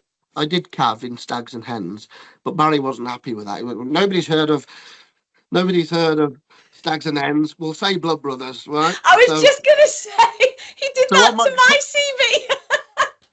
if Paul Humphries is watching, a bit like the Hangar 17 thing and the Admiral's Kitchen, I've told everybody I did Blood Brothers in the West End so many times, I actually believe it myself now. But he was great like that. He would almost convince you that you've made a mistake. Yes, you've got. And You've not got the bill down here. I've not done the bill. You have now. he was fantastic, and he always professed that he started Chris Barry's career. I don't know if he told you that, but he had a picture of Chris I don't Barry on the remember. wall from Red Dwarf, and There was a lot of pictures on the wall. I remember that. yeah, but he's worked with some incredible people. He's actually in my book as well, just before he sadly passed recently, in his 90s. He wrote a little bit in my book in support of my story, and so has Keith as well, his partner that still lives in that flat, and both of them just fantastic people. As you say, Barry, very flamboyant, very funny, very eccentric. He's worked with some amazing guests and He professionals really over the has. years. I was And grateful. I was grateful for the work. I mean, the tour was great. yeah, Apart from it was a bit of a shoddy production. The clue's in the name. The production company were called No Star Productions. I thought, well, that's not selling it very well, is it? well, I think they're called All Star now, so that makes it a different. Yeah, but This was a production company. He was just the agent. He wasn't putting on the show. He was just hiring the actors for the oh, show. I see. It was a production company called No Star. They were out in Middlesex or something like that. And anyway, on a day off from the show, which was getting decent houses, we were travelling as far as Clacton and Yeah, Southampton. We were going all yeah. over the place, Mm, and the digs were a bit shoddy, like where we had to stay and stuff. Anyway, I really enjoyed it, yeah. and I was watching Grease the musical. I had this trick at the time that I'd seen Grease so many times, so I wasn't bothered. But if you went in, if you stood outside with the people at the interval who were outside having a smoke, you just walk in, and see an empty seat. And so I saw the second half of Grease about 1,000 times. Oh, And wow. but during the interval, I used to get the stage on a Wednesday. The matinee was on a Yes. Wednesday afternoon, Yeah. and the stage was out on a Thursday for everyone else. But if you lived in London, it came out late on a Wednesday afternoon. Yeah. So I'd get the first edition of the stage, and I'm opening the stage. I'm showing you, opening the stage, and I can see it in the corner. National tour underneath the arches is pulled due to bankruptcy or no money. So I found out I was unemployed while sitting in the theatre waiting for Grease to start acting. Oh, David. And that's how it was, though. I mean, Well, it's really quite funny looking back. And you know, the stage was our gift. I mean, that was how we found work, and some of those jobs were not jobs. And like you say, very dodgy circumstances surround. I got a lot of jobs at the stage, actually. In fact, after this tour finished, this would be in the early February time of '95. This, so my next job was at Barry Station office again, and there was a queue of people waiting outside for this one. It was to be a Portuguese footballer. Now, as you can see, I don't look very Portuguese, but Barry didn't care about shit like that. He's like, I No, he don't care. didn't. He's I was on brilliant. his book. I was on his books. I was going to be a Portuguese footballer, and I'm Yeah. sat looking at all these Greek gods to look at. You know, all the Portuguese gods, Yeah. and they're all muscly and they're all Vaselined up and stuff. And Keith was staying with me. It must have been for this 2 week period because he was there as well for this audition. And This is your he said, "I friend, can't." Keith. Keith, my brother, Yeah, your brother. Yeah. my little brother, we lost. So Keith's there, and he said to me, "This is going to be good. Here's all these muscly blokes in their football kits, and here's Dave in his villa shorts." And what happened, David? I didn't get the job. I didn't get that one, but on the same day, I saw an advert for. I was obviously still living in London at the time. That's why Keith was staying with me because he loved to come and stay with me, as did Good. Lee. You know, and I saw an audition for a hotel, a Butlins hotel in London. I Oh, thought, aye, this sounds a bit of me. It is was this in Bayswater. pineapple or dance attic? No, It was. hotel. It was Oh, a a big hotel. No, Butlins. usually the pre-auditions, David, were always either at Oh, Pineapple Studios or oh Dance gosh, Attic. I spent more times in Pineapple in my own house some days, you know. Yeah. Oh, soul destroying. But I got more jobs than I didn't get. But it's the knockbacks that stick with you, isn't it? Really. It is, and it's the also when you are financially down as an actor as well, and you have only got £5, and you think, well, do I eat some breakfast or do I pay my tube fare to get into central London to get to the West End stage to audition? And that's the That's it. hardship when you've not got that financial backdrop. I applied for this job at Butlins, and it was the creme de la creme of Butlins because it was in London. It was a beautiful hotel, a cast of 12 redcoats that didn't have any daytime duties. They just performed in Wow. the evening. Yeah. Well, the only thing they had to do in the day, if you wanted to, was to subsidise your income, which wasn't great. But bearing in mind, you, as well as your fee, which I'll tell you now was £90 a week in 1995, but you got all your food and to live in the West End of London. So Yes. that was a fee in itself. Yeah. So they put you on bus tours and you had to learn, which was, to me, it was a gift because I got to learn London like the back of my hand, 2 hour tours, telling people the history of London. And you get like £30 a day tips doing that as well. Yeah. So, You see, I liked all that, David. My oh, comparison to that would be the cruise ships, and you did all the daytime activities. But if you love holiday camps, if you love people, that's the most important thing about entertainment. You've got to love people and working with people and in obviously your audience, which is 90% of your act, in my opinion. So I think if you love all of that, then you're going to, you know, I used to get bored very quickly. So I would far rather be working in the daytime, doing activities, hosting quizzes, bingo, and having a good laugh, and then the nighttime show. So I was quite happy to work 24 hours. And I'm sure it sounds like you were the same. You'd far no, I rather was be. lazy. I Oh, hated were work. you? Okay. You just made me laugh then when you said bore. Chris Evans came to see one of our shows at Butler's Grown Hotel. He brought his mum Betty to watch our Redcoat show, the world famous Redcoat show, and I don't know how it happened, but next month he asked me to ring in the show to talk about the night before, and I rang up the Chris Evans Breakfast Show, and he interviewed me over the phone, and he said to me, and talking about the job, he's always been fascinated by redcoats, and he says, "Do you get bored?" Meaning board and lodgings. And I said, "Chris, I get very, very bored."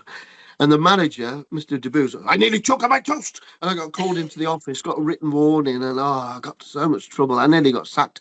But Chris Evans nearly got me the sack, basically. But he didn't. And I From your lasted. jokes. But you were joking though, and the point is you were using God, comedy. Yeah. oh, the job was amazing. I got to work with 12 of the most talented people I've ever worked with. Lee Wow. Pashley, Ashley Smith, Julia Hackett, Martin Flett, John Johnson, Joanna Stanton, Ashley Smith. There's so many friends I've met who I'm still in contact with now. Dave Taylor, of course, the lovely Dave who was our chief red. Jules Ellis, who's not so well at the moment. So if you're watching this, Jules, lots of love. And I met some great people. I only did 10 months, but And I how got old to would you do. be, David, at this point? In your 20s? I had my 21st birthday there, so I was Yeah. 21. And But then this what is a happened bit, next? What happened well, next, David? some massive things happened next. So Okay. strap yourself in. Um, we got asked to audition. They were putting on a show called The Billy Butlin Story, starring Alvin Stardust, and Yes. they were going to pick two people from each camp or each hotel. They had 6 hotels at the time, and I think 4 camps. So they picked 2 from each, and then you'd have your ensemble. These were principal cast members, and then Yeah. your ensemble. So I went along to audition for this. And bearing in mind, I didn't really sing, but I was getting more confidence because Lee Pashley, the lead singer in our shows, was an opera singer. And I could do an impression of him singing Nessun Dorma. And I thought, if I could do an impression of you doing Nessun Dorma, I must be able to sing a bit. Yeah. So I And went you there with all can. confidence. I Yeah. went there with my impressions and I had my Jason Donovan, and but I had Any Dream Will Do on music. But there was a guy next to me who was also doing Any Dream Will Do, and I didn't want anyone else to do it. And I saw his music. He was called Daniel, this guy, Daniel Bond. He won't be watching. And I said, Daniel, whatever you do, mate, don't do Any Dream Will Do. It's been done to death, mate. It's been done to death. Don't do it. Don't do it, mate. I'll do something else. And he went on and did Better the Devil You Know Than the Devil You Don't Know from From Sonia. Sonia. I followed him. I closed my eyes. His face was a picture. David, so you were doing that wicked naughtiness from your childhood with your fellow competitors to get the job. Yeah. Anyway, the thing about this story is the show was to be at the London Palladium. Okay. Wow. Now I'd worked as an usher at the Palladium in 1994 on Fiddler on the Roof for 3 months, so I know all the staff there. Nick Pickard from Hollyoaks was our chief red there, and James Lance. Basically, all the people that work in the theatre at the Palladium are all out of work actors. In fact, out of all the people I worked with at the London Palladium, all the ushers, and there was over 30, I'm the only one who's not got the only one who's not gone on to be famous, and that's the truth. Wow. Cherie Murphy, Nick Pickard, James Lance, Carl Pitzer, they've all gone on to do good stuff, you know. And well, so have you, David, but just in a different. You've had a different career, and it's not. You're famous within your circle, and no, but that's it. What the question is, what is fame, and who wants fame? At the end of the day, it's about. Okay, fine. For me personally, no, I don't know. I did then. Okay. I did then. Well, the most important thing is back then you're saying, David, you wanted to be famous and you wanted to be known, but I want to credit you by saying that, you are well known. You are an incredible singer and comedian. And so take us back again. So what happened next?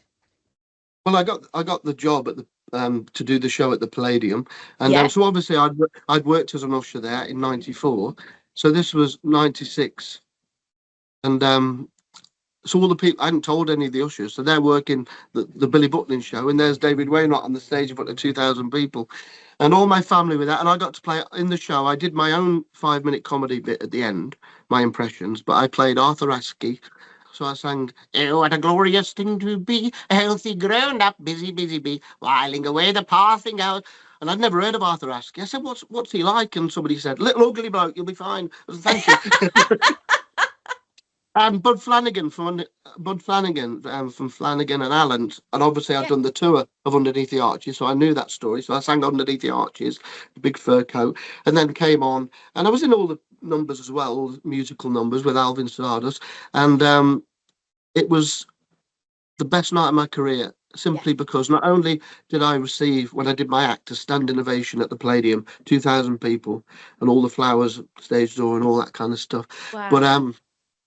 it was so this was January '96, but my family were there, watching it, and Yes. my late brother got to see me at the Palladium. So that night, nothing would ever top. It doesn't matter what I did in the future, nothing would top that night. And I went on to perform in the West End 2 years after at Her Majesty's Theatre, and hosting a show called Each Moment, which was also very fantastic because it was where Phantom of the Opera was playing, and Yes. where I used to sit because I was comparing the show, and I always had this vision that the Phantom mask would be in a glass case or something when the actor come off stage, and it was just chucked on the floor, caked in makeup. I thought, no, I don't want to see that. I want to see it in diamonds on the wall.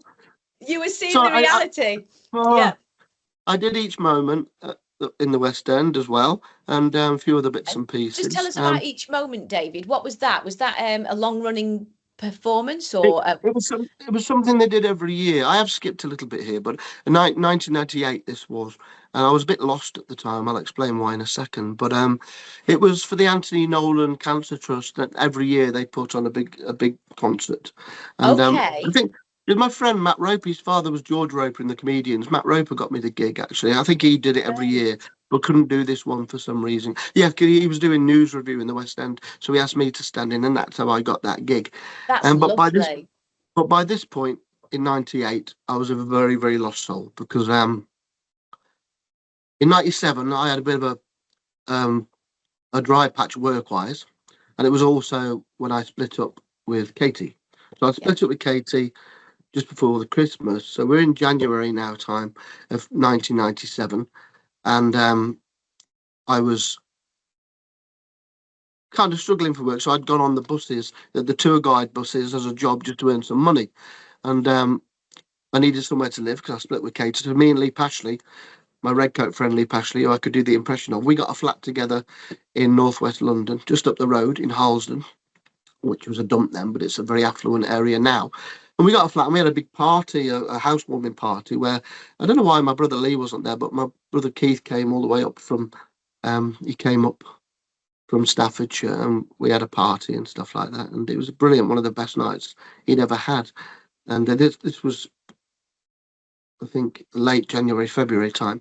And in the March, I'd spoke to him on the phone, and Keith, this is my younger brother, who was 17 then.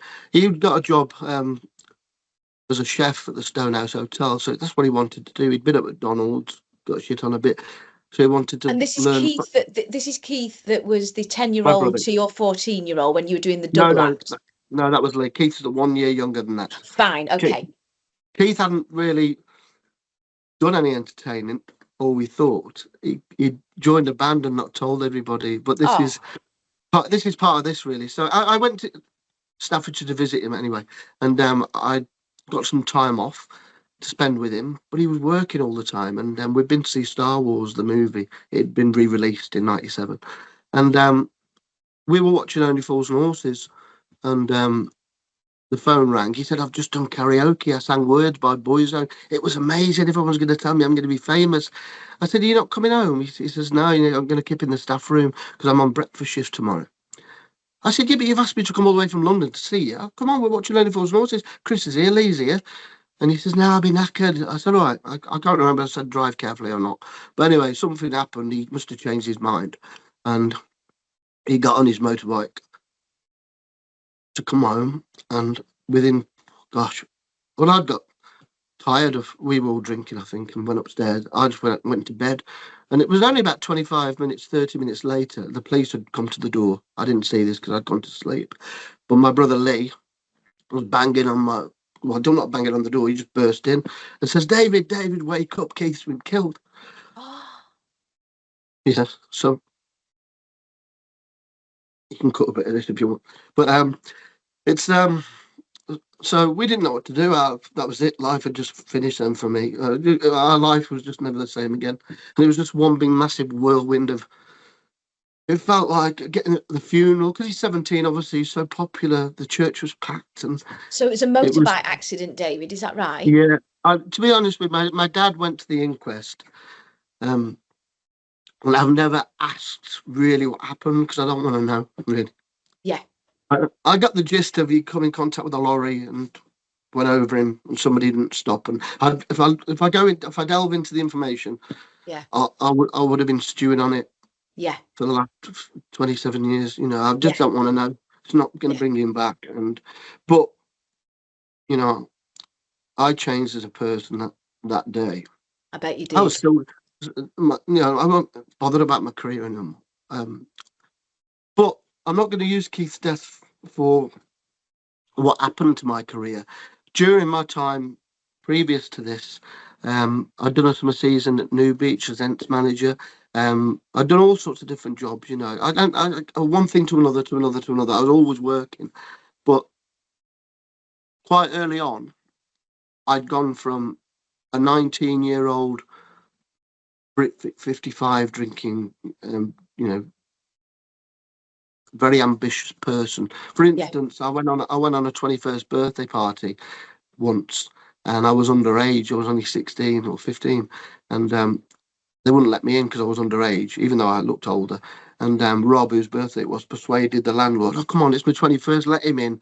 "Oh, go on, I'll let him in then." And so, "What do you want to drink, David?" After all this blagging the barman to let me in, "What do you want to drink, David?" I said, I'll have a bitter lemon, please." Yes. So I didn't even have a drink. I didn't even have a drink. Then I drank milky coffee at 7:20 every night. I was really into a routine. I had this when I was a teenager. I had like an alter ego. I'd go to school in flash clothes and dress the part. I was confident. But when I got home, I'd put a cardigan on, old man's trousers, old man's slippers. Yeah. And I was like a different. Mum, somebody come to the door. Girls are at the door. "I can't see them, Mum. I can't see them." No, they think it's David Wainwright. This is the other me. I had two characters going on, but I was like a little old bloke because I spent a lot of time with my Uncle Malk, who was, my and your Uncle agent who addressed you like that. Yeah, there's that as well. But I just want to pause you there, David. One sec. I just want to I have digressed pause you there. No, it's lovely that you're sharing. And what I want to ask you, David, is how did that impact you? Are you saying that you didn't drink alcohol before? You were milky coffee and focused on your career. Is that what I'm hearing? And then you started to drink after this situation, or? Well, I certainly drank more from this situation, but Yes. I'd be a liar to say that was the reason. Because when I discovered London, while Katie was at work, as I said before, I had all day to do nothing, and I was fascinated by Covent Garden and Soho and all the market traders in the pubs talking. I was fascinated by it, so I quickly went from a Brit 55 drinking to drinking 6 or 7 pints every day in the daytime on my own. So right, quickly, this is what I wanted to ask, because quickly guzzling. So what I'm hearing is you perhaps felt a little lonely when you had nothing to do. And I can actually I wasn't a drinker because I was always very poorly when I drank alcohol, unfortunately, or fortunately. But I wanted to say that I felt a loneliness in the lonely times in London, because London, when you're in the middle of it, is very exciting, but when you're waiting for the jobs or you're sitting in a park, there's a beauty to that if you visit. But to live like that, as you say, if your wife's at work every day and you've got nothing to do in the day, because we have the reverse work schedule, don't we? So there's nobody around, and that's okay for a year or two. But I wasn't lonely. I love pubs. Okay. Right. I don't drink very much these days for health reasons, but I still love pubs. And to be honest with you, at this point of my life, which is why I didn't get on the cruise ships, because I've become unreliable, because I was more interested in the booze and the pubs and the crack and the laugh and the job. In fact, the job itself became a right pain in the arse because I had to go there, or I had to sober up to get there. So what do you think, David? And I'm going to ask you a question here. What do you think caused you to start drinking to excess in the day? If it wasn't loneliness, what would you explain? What do you think it was? To this day, I haven't got much to escape from because I'm retired, as I say, but escapism, I just love that first pint where it takes you forget about put music on or read a paper and you just people watch. You don't think about anything. You just switch Right. off. So But could the it trouble be is, just could it be that is what I'm asking, that you started to drink in the times when you're on your own because you wanted to switch off from all the noise, maybe a busy head, because entertainers yeah, always have a busy head. oh, Just trying to get into David Wainwright's head, if you'd let me in. well, And what I'm asking is, what do you think, if it was before the sad and tragic passing of your brother, that these habits were starting? And of course, if you are consuming alcohol, that's going to make you more tired or wired and tired. You're going to have that sort of adrenal rush and then a tiredness.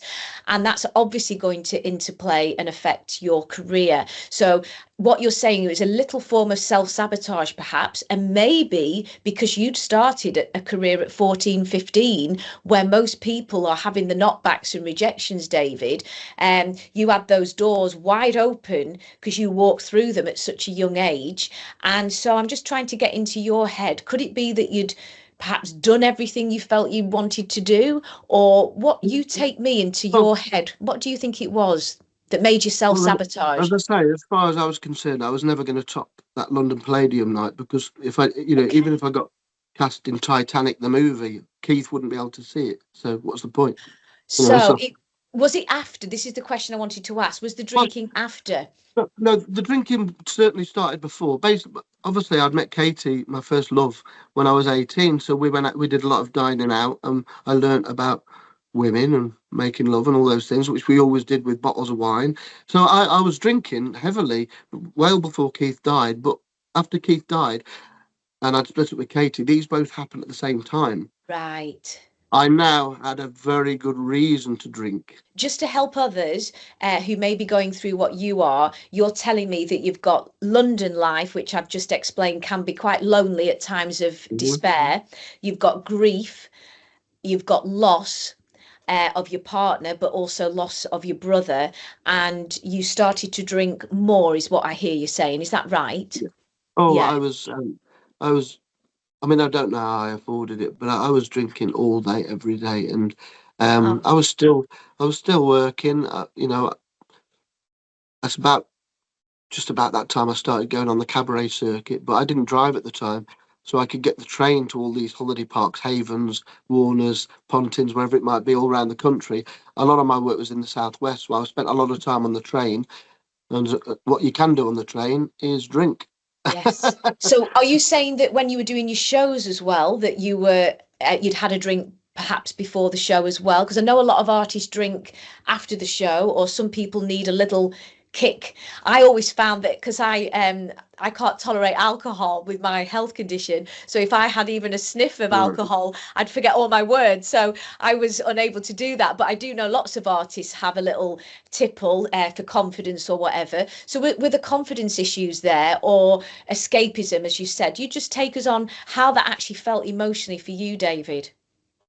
If you can call about 8 pints and 3 bottles of wine a confidence boost before going on, yeah, I suppose I was pretty confident. Goodness. Um, Although I can't remember a lot of the shows, because the 45 minutes I was on stage was just a big albatross around my neck because, oh God, I've got to go on stage. But at least when that 45 minutes is over, I can get back to the drinking. Right. The gig was just um, a thing I was contractually obliged to do, and it But funded a very obviously expensive you were habit. good enough. Well, the question I ask is obviously you were good enough to be able, or your body had got used to perhaps that Yeah. level, that you were able to still sing with an incredible singing voice. Or did you find that it was affecting your ability? Or Um, did anybody else notice what was happening, David? I mean, I got away with it a lot, but the Yeah. problem is with getting away with it, you start playing cat and mouse with yourself, and you start. Thing is with me, when I'm drunk, I think I appear sober. and I'm the most unsober looking person ever when I'm drunk. So I'm Right. over the years, I mean, don't get me wrong. I'm not going to just come here and slag myself. When I'm on it, and wasn't always drunk, of course, otherwise I Of wouldn't have course. worked for 30 years. When Yeah, I'm on it, exactly. when I'm on it, there was no better act than me. Nobody. No, I'm not saying I was better, but there was nobody when I was on it. I was on par with everybody. But when Yes. I was off it, I'd do the same joke 3 times, and people would stop laughing, and people would say, "You've said that one already," or I'd be. Yeah. I'll give you an example. I was on at the Brunswick Club once. This is a funny story Oh, because there's a yeah. lot of comedy and tragedy. I was so drunk on stage at the Brunswick. I got fired from so many venues, so many agents. I become untouchable in Blackpool because they didn't know which day it was going to turn up. But anyway, I was at the Brunswick Club, and there was keyboard and drums. They just lost the club last week. It shut down sadly, but like they all have. But Mm. Carl, the drummer, asked if he could have a lift after the night, after I'd done my 2 spots. I said, "Yeah, I'll give you a lift home, mate." But I was steaming drunk, so much so the microphone lead fell out the lead. I forgot all the words, and I fell proper mid song, head over tit into the drum kit. And it was Why Oh, God Why from Miss Saigon, Why God Why of all songs. And I fell into the drums, all like a BBC sound effect. All the cymbals were crashing. I was on the floor. The snare drum fell on top of me. The drummer kept on going, and he didn't miss a beat. And he looked down at me at the floor, and he went, "Am I still all right for that lift?" yeah, to just try and lift it. Well, no, So, just because to him it was because he was a drunkard as well. It wasn't weird for him, But what I'm saying is, I become a very, very unreliable act, right. because I was, Yeah. I was, I was addicted to something that's addictive, the second Yes. most addictive Yes. substance to heroin. So, I'm sorry, whoever you are, if you're going to take an addictive substance every single day, you're going to get addicted. Shock horror, And I did. But we've actually got a guest who's been on and has described this addiction, this horrendous addiction, which is such a moving story. And by the time this airs, that particular story will have been aired. And what I want to say is that anybody that's going through this addiction, it is exactly that, and it's often, in fact, undoubtedly born of trauma, and it's a way of coping, whether that's grief, loss, personal traumas that have happened perhaps in childhood, as you say, loss of your wife, loss of your brother, other circumstances that you may not be perhaps sharing today. Whatever it is, it's a coping mechanism, and it takes you out of reality. The sad thing, David, is that there's no label on it. So even cigarettes have got a label that this can lead to health issues. There are no labels on alcohol as to, because it is a poison at the end of the day. Yeah. And nobody, when we don't share that, nobody says this is poison, let's drink it. We actually say, what's your poison, when we go to the bar. But So it's the only drug you have to justify not taking. If you're at a party and you say you don't drink, you can see people getting all anxious and fidgety. yeah, But yeah. and they said, "Well, go on, can't you just have one or two?" But you wouldn't get somebody at a party saying, "Maybe you could cut down and have maybe just the 1 or 2 wraps of heroin." You wouldn't get that, would you? Because No, and that's heroin the is thing. seen as not What acceptable. what you're saying, David, and that's very profound. And thank you for sharing your story today, because that's so important. And I like the way that you're not blaming anybody else. You're taking full responsibility for your choices. But actually, what starts as a choice of a quick pint, in your particular personal case, and this is what people who are addicts say, is what starts as a choice, an addict would say that they just can't stop, they're addicted to it. And there's adrenaline that goes with that, there's a euphoric high. And that is why a lot of entertainers, David, a lot of them do become drinkers, because they got such a high on the stage, which I started today's show describing myself. I got my high on the stage, and because I can't tolerate too much of a high, I would get adrenalized, and that was enough for me. And the point is, or dancing can be a high. I was always dancing and singing and moving around, or painting my entire house. So whatever, those were my paint fume high. So the point I'm raising is, whatever your addiction is, to somebody, it's a quick pint and a little bit of a high, and then they can stop after a little bit of a drink, which is what as you just said, which is what is conforming with society. That's what everybody does, Christmas and birthdays and do's. But what happened with you is there was something beyond that. And perhaps these traumas were part of that, is what you're saying. And when you were getting that high, you had to drink more and more and more to reach that high. Is that correct? Exactly that, and obviously you build up a tolerance. And Yeah. I've been through various rehab packages. I've been to rehab, residential rehab. I've been in day rehab. I've been to 90 meetings in 90 days. I've done all that, and I'd like to say that they're the reason I'm in control today. And the truth is, um, I've just got older and grown out of it. I still like going to the pub, but over a year now, I've managed to do 5 days a week where I don't drink one drop. And if I do have a drink, I never do it the next day. I'm widowed now. I'm retired now, so I haven't got anybody to answer to. I'm not contractually obliged to be anywhere. So I could actually drink myself all day, every day now. But I don't. It's almost like, well, the game of cat and mouse has come to an end now. I've got nobody to manipulate or to hide from. I could do what I want, so I don't do it, which is a bit annoying, really, because I'm like, No, I think that's the story arc of today's journey, David, and I'm very, very proud of you for sharing that, because okay. these are our private stories, that we wear the mask, we're the comedian, we're the entertainer, and I always say the show must go on until it can't, and that either transcends in an addiction or it transcends in a disability, in my case, and whatever your addiction is, whether that's football, which can start as fun, but if it becomes an addiction and you're starting to gamble, that's the point. There's so many addictions. Even our phones are an addiction, David, because they release adrenaline and you get a high and you want to keep saying, how many likes have I got on Facebook or whatever. So children today that are looking up to you as an entertainer, which is what the purpose of today's podcast is, to transcend everybody from all backgrounds and listen to the fabulous careers that you've all got, but also what journeys you've been on and what you've learned from it.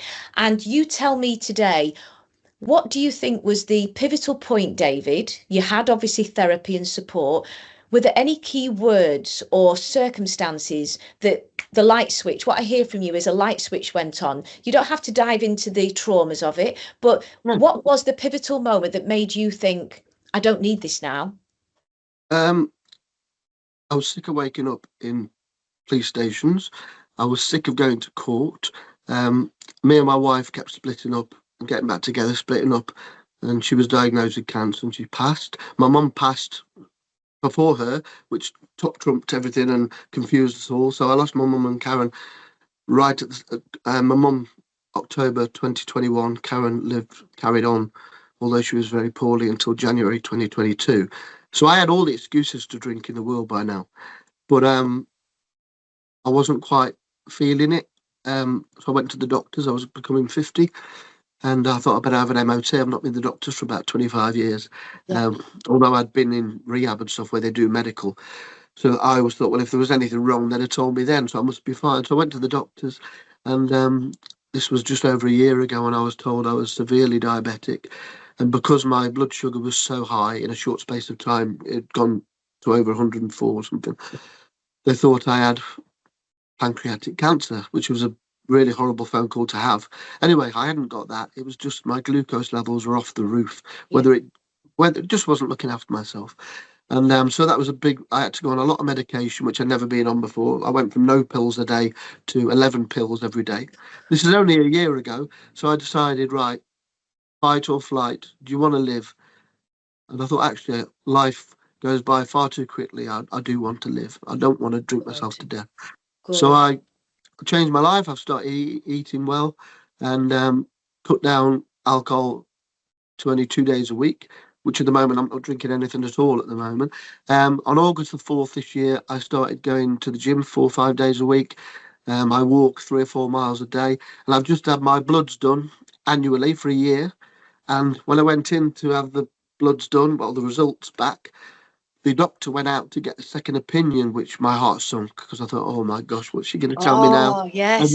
I worked so hard, but I got my HbA1c level from 104 down to 47. So I'm now pre-diabetic. I'm not even diabetic. And if I can get it down to 41, I've got it in remission. So keep going. David, well, I think I speak for everybody watching today. That is absolutely incredible. You are actually telling the story from your heart, and you're saying you're taking ownership. And I think that's when the healing from addiction of any description comes into our world, when we take ownership for our choices, what we're eating, what we're drinking, what we're smoking, who we surround ourselves with, our lifestyle choices, because we're already adrenalized in the entertainment industry, because we work at nights and we sleep in the day. So our meridian cycle, David, which is our sleep wake cycle, is absolutely off kilter. So, you know, all these factors can absolutely contribute to ill health. I was hyperglycemic. I wasn't a drinker, but I was addicted to sugar. So Right. I would have a bag of minstrels, which doesn't sound much, but that would be my joy on a Sounds Friday lovely. night. So I'd be dressed as Jessie J in my high heels, driving home, sometimes forgetting to take the costume off or too tired, and having a bag of minstrels, and that was my high. And what you have to learn is taking responsibility for our own health and well-being is step one to recovery from mental or and physical health. And that is key to what today's podcast is about. You epitomize entertainment and health symbiotically. You had a colorful, exciting career, but at the same time there was obviously a deep sadness, understandably so, with huge losses underneath. And then you suddenly get more losses, but that was actually your awakening. So the last 4 years has been your awakening of, am I going to copy what I did 20 years ago, or am I going to actually take stock and make these positive changes? So I just want to applaud you on this channel today and say thank you so much for sharing. So I've watched your posts on Facebook. You are eating very, very healthily. I used to Addicted to put. that, I am now. I'm addicted to that now. Are you? So you're It's addicted my to. audience. I am Twitter. I refuse to call it X. Twitter and Facebook. People say to me, "You post so much, you overshare." I'm like, that is my audience. I've got a dog. I can go 3 days without seeing a soul. I don't speak to a soul for 3 days sometimes. Facebook, I know it sounds a bit sad, but Facebook's my audience. If I want to tell a joke or put something silly or put a point across, I put it on Facebook. If you don't like it, you know where the little button is to get rid of me, don't you?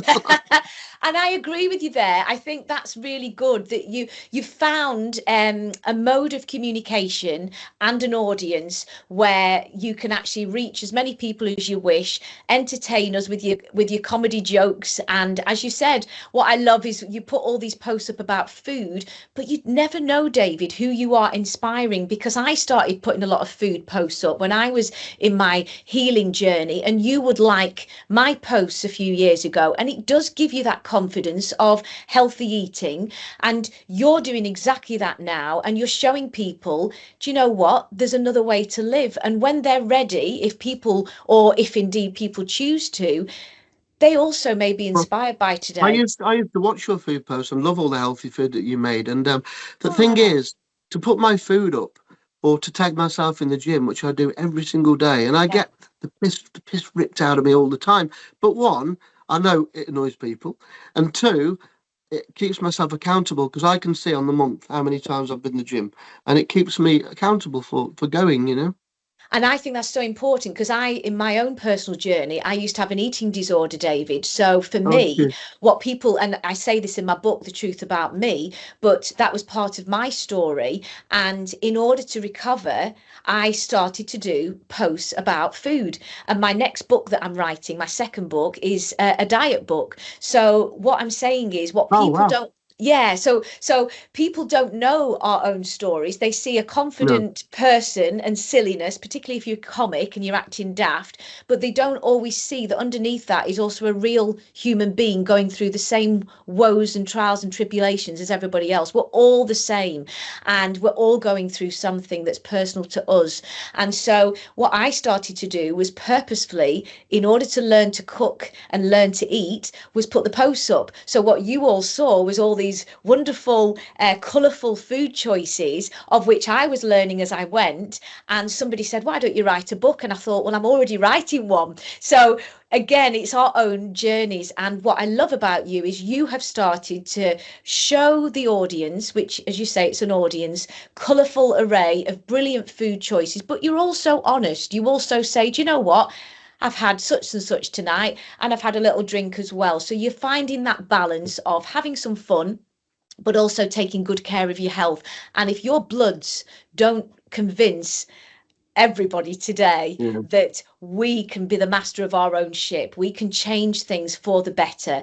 It's about positivity, a healthy mindset, and a strength, an innate strength, David, that you obviously have to get to where you are today. So just share with the audience, if you were talking to your old self, what could you tell them to inspire them to follow in your path if they're, if they're in trauma themselves? Keep out the pub. What could you share with somebody that's going through trauma, that wants to stop drinking, that is poorly or stuck in any sort of trauma? What could you share to inspire them to move forwards? Whether it be addiction, whether it be diabetes, whether it be mental health, there's never been a better time to have it, ironically, because there is so much information at your fingertips. There are groups for everything now. There are podcasts, there are self-help webinars, there are phone numbers to ring, there are websites to look at, there are counselling. I've had a lot of counselling. I don't know if it's worked or not, because there's not a magic thing that tells you it's worked, but you have to take little bits from each of these things and use it how you find fit for yourself. And don't stop trying. Keep getting up in the morning, even if you don't feel like it. Put them trainers on, get in the gym. Don't lie there procrastinating, thinking I'll go in a minute or just another 10 minutes. Get them trainers on, get in there, do your hour. It's your hour. Phone's not going to ring, nobody's going to bother you. Don't think of the gym as a punishment. Think, oh, I've got an hour of just me. Think like that. That's lovely. I really like that, David. I really like that. And that is what your posts and your future is. And you now will have a much longer future, much more longevity of life, because of these innate choices that you've made that have absolutely transformed who you are and how you are coping now day to day, which is just incredible. So can I just say though, I've really enjoyed doing this, but the alcoholic voice in my head while I'm talking to you now, and I know we're going to be wrapping up soon, is, that's gone well, David. Go and have a pint. It's in my head already. Oh, that's interesting. So it's what you're saying is the voices in your head are dictating you to a little degree still, but go on, you share with us. But what's going to stop you from doing that, David? So someone that's got that voice today, what's going to stop you from doing that? What are you going to do instead? Well, because I'm normally in the gym at 10 o'clock-ish, so I haven't been in the gym yet. So I've already taken the dog out, Aston, and I should be getting straight downstairs, putting my gym stuff on and walking to the gym, doing my hour and walking back from the gym. And then once I've been to the gym, I know I'll never drink, you see. And it's like I can't drink if I've eaten food. People always say to me, have something to eat. Oh no, I can't have nothing to eat. I'm not hungry. If I have 2 chips or a jacket potato, I cannot drink. So what I should have done is always eat, and then I would never drink. But obviously, there's no fun in jacket potatoes when you could be doing this for 10 hours. People used to say to me, do you get bored in the pubs? How can you drink for 10 hours? I say, well, because they were closing. I'd have been here 11 hours if they'd let me. But what we're doing moving forward now, David, is explaining to people that healthy eating, so taking care of your diet, what you eat, what you drink, so replenish your fluids, because obviously you want to sort your electrolytes out, especially if you've got a diagnosis of diabetes there. So you want lots of water, rehydration, fresh air. You live by the sea, which is lovely, so you've got fresh air on the Blackpool coast, getting into the gym, building up your strength, building up your muscles, and using the gym as your adrenaline instead of the alcohol. And so you're substituting healthy products and life choices and lifestyle choices for the unhealthy products and lifestyle choices. And what you're also saying is you like to have a bit of fun, but you've got control. And I think that's key to today, David. From what I can hear, you've actually taken back control of your life. So you can have a drink in moderation, but I have some balance. I have a balance, which I'm Libra, and Yes. ironically, I've never had balance. And at the moment, I drink 3 litres of water a day. I Wow. eat 8 or 9 portions of fruit and vegetables a day. I have one cheat day where I don't go to the gym, or if I want to take away, I'll have one. I don't beat myself up about it. I just don't. I'll get back on my horse tomorrow. But I've got balance, a little bit of little bit of what you fancy does you good, and all that mother rubbers. I do what I want now, but I don't do anything to excess. Or if I have a good party night, I get back on my water in the gym the next day and don't carry it on into a 2 or 3 or 4 day binge, which to me has always been I wouldn't say, after all I've told you, that I was alcoholic. I was binger.